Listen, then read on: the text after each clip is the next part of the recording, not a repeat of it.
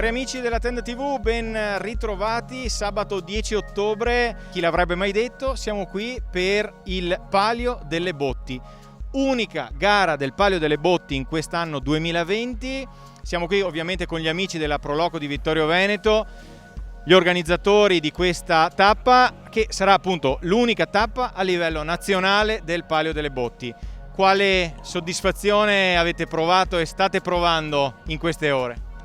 Non si vede, ma sotto la mascherina sto sorridendo perché fortunatamente tutto è andato bene, siamo soddisfatti di questa serata perché si è svolta in notturna quest'anno il Palio e purtroppo alcune squadre all'ultimo momento non sono potute venire perché anche per motivi di Covid, ti assicuro, avevano un elemento che era risultato positivo e quindi tutta la squadra si è messa in quarantena e quindi ci dispiace per Avio, ci dispiace in Trentino, ci dispiace per Furore in Campania, Bianco in Sicilia, Suvereto in Toscana che avrebbero dovuto partecipare e comunque ci hanno mandato gli auguri che tutto si svolgesse regolarmente e di buon divertimento e pronti il prossimo anno 2021 di nuovo a incrociare le botti per il Palio del prossimo anno.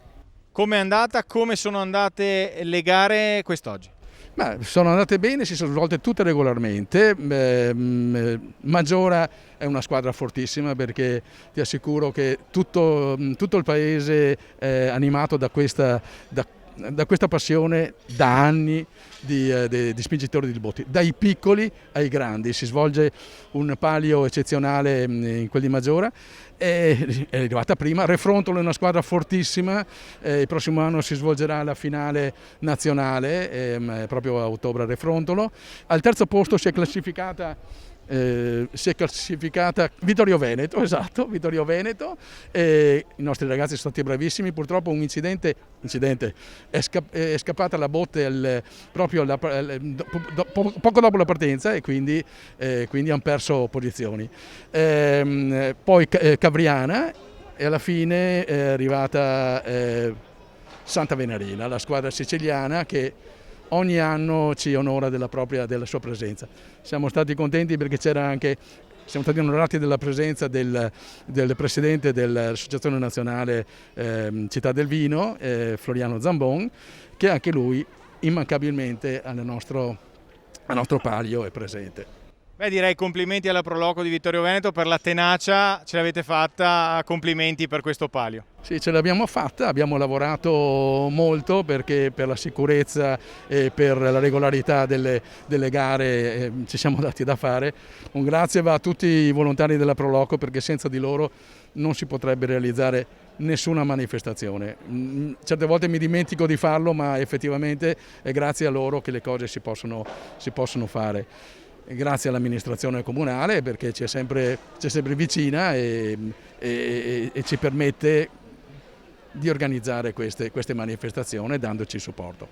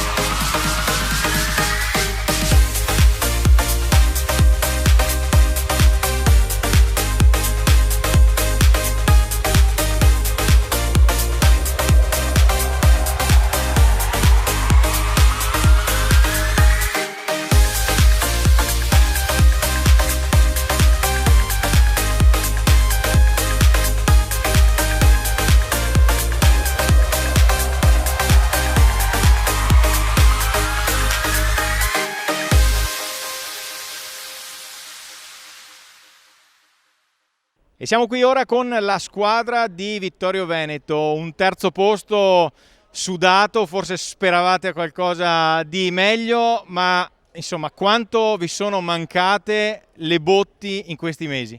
Molto, speravamo di allenarci tutto l'anno e di poter girare l'Italia con le botti, invece il virus purtroppo ci ha fermati, però siamo stati contenti di riuscire a recuperare in questa tappa di Vittorio Veneto, è stato bello gareggiare in casa insomma. È stato bello gareggiare in casa, quali emozioni si provano a spingere la botte come avete fatto voi? Ne stavamo parlando proprio prima che è proprio emozionante essere qui a Serravalle, sia appunto come luogo ma anche proprio perché la sentiamo casa nostra, quindi il tifo e vedere i luoghi che comunque dove sei abituato a passeggiare è un'emozione forte. Un'emozione grande ma anche tanto agonismo perché abbiamo visto soprattutto anche nella gara della spinta delle botti maschile, insomma ve la siete giocata fino all'ultimo secondo. C'è stato il botto, diciamo, abbiamo fatto un bel botto, è normale, le gare, tutti vogliono stare davanti, allora gli sconti sono normali, ci è andata male questa volta, magari la prossima va meglio. Poi la gara ha proseguito, è stata lunga, tosta, però dai, una fatica ripagata da questo posto da Serravalle, dal pubblico. Il mancato allenamento di quest'anno si è fatto sentire? Molto, già il periodo di ottobre per tutti noi, post vendemmia e lavori vari, ci limita sempre. Quest'anno proprio col freddo, l'unica gara, quindi è stato, da un anno non ce n'eravamo, è stato molto duro riprendere anche. Non voglio trattenervi oltre, ma ultima domanda, che cosa vuol dire gareggiare e portare alto il nome di Vittorio Veneto? È una cosa emozionante, è molto bello perché comunque è per la tua città e speriamo di riuscire a continuare anche l'anno prossimo, gli anni prossimi e continuare così, insomma, anche meglio, facendo meglio. In bocca al lupo!